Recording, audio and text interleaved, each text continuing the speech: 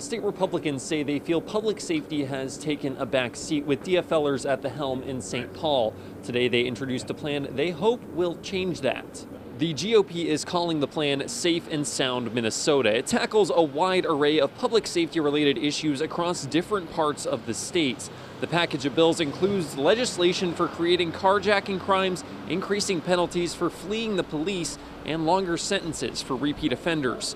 It also introduces several bills that appear to have some bipartisan interest, like legislation to establish new thresholds on fentanyl sale and possession, as well as a bill to make rape kit processing more efficient.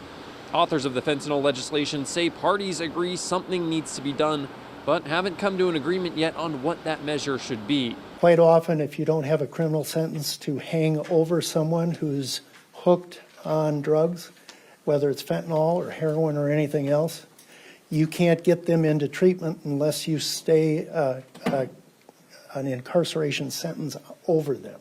Meanwhile, Senate DFLers also announced a public safety initiative Thursday aimed at putting roughly $300 million directly toward local and tribal governments across the state. That legislation helps those communities allocate that money as they see fit. The bill that was heard in taxes that provides the $100 million a year, each year for 3 years, requires that it be paid out by the end of 2023. That tells those local governments, you can make decisions right now about how best to use that money.